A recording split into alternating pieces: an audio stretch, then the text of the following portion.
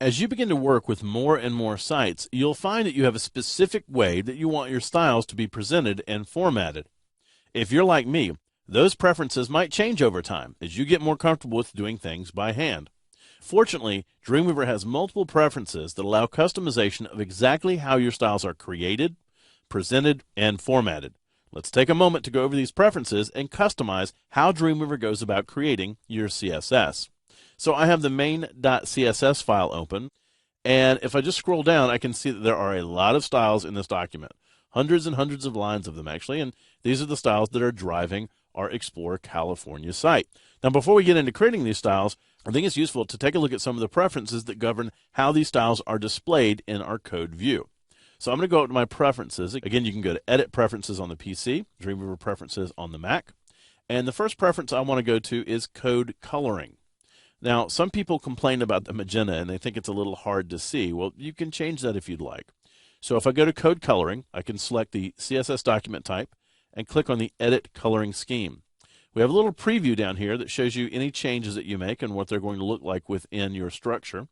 But you could come right down here and choose CSS Selector, for example, and you could change the color of that. So maybe you might want to make them red, for example.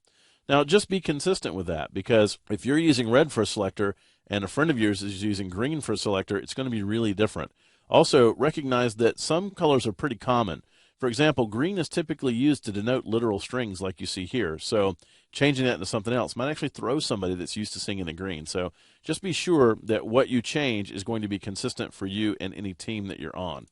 I'm going to switch that back to magenta. I actually don't mind it, to be honest with you. Now there's another setting that you can change as well. If I go into the code format preference, and for the advanced formatting, choose CSS, I can choose exactly how my CSS is formatted. Right now, each property is on a separate line. That makes it extremely easy to read, and as you're writing your CSS code for the first time, I really recommend that. However, it also takes up more lines of code. So if you turn that off later on, you could shorten the lines of code that your CSS is taking up, and that might actually make it a little bit easier to deploy. So that's usually something I change once I'm ready to go ahead and make this code live online. I'm going to go ahead and click OK here.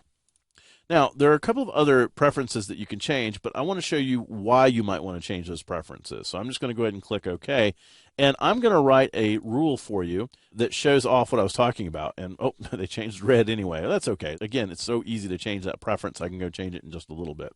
Okay, so just anywhere on here, I'm going to create a rule for my heading ones. Now, if I open up my curly brace and hit return to go down to the next line, I'm just going to do some margins here. So I'm going to do a margin-top. So that's going to add a top margin to my headings of 10 pixels. Then I'm going to add a margin to the right of 10 pixels. Then I'm going to add a margin to the bottom of 10 pixels. And then I'm going to add a margin to the left of 10 pixels. Now, don't worry about doing this with me. I'm just trying to show you one of the things that Dreamweaver can do to speed up the creation of your CSS and make your CSS a little bit more efficient. But what I've done here is I've created a rule for heading ones that contain both a top, right, bottom, and left margin. And you can see they're all 10 pixels. Well, that's 4 lines of code. That's adding a good bit of weight. I could have actually written the exact same rule this way. I could have just typed in margin 10 pixels. Much shorter, right? Well, this is what we call shorthand notation. And if you're having Dreamweaver generate your code for you, it's not a bad idea to go ahead and tell Dreamweaver that you'd like to use this shorthand notation so that your code becomes as efficient as possible. Let me show you where to set that.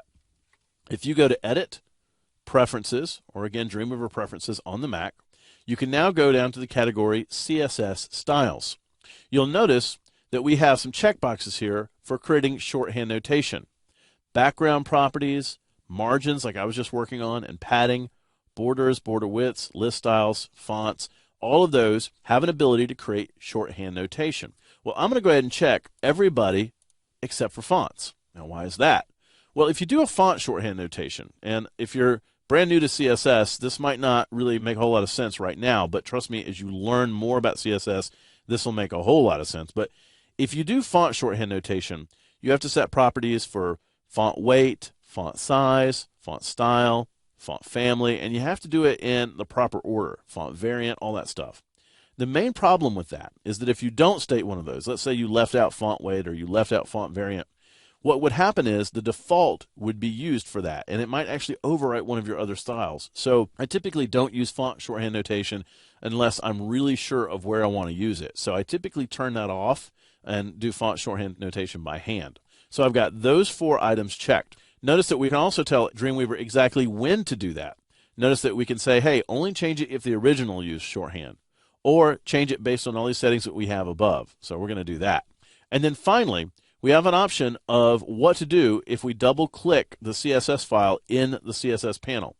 Now, if we edit a rule, for example, let's say I was to double-click on an H1 rule in the CSS panel, it would open up the CSS dialog box that we're going to be seeing in just a moment. Or I have the opportunity of editing it within the Properties pane. I'll show you that option in just a moment. Or the opportunity to jump into Code View. This is all about personal preference. If you're brand new to CSS, I recommend leaving this as Edit using CSS Dialog.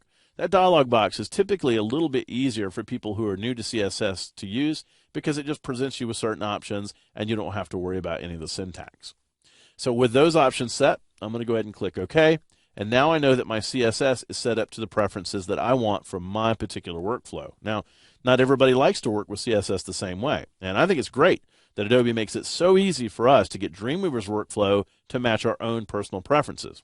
I would advise you to monitor how you work with Dreamweaver over time so that you can make sure that Dreamweaver's workflow reflects the way that you like to work.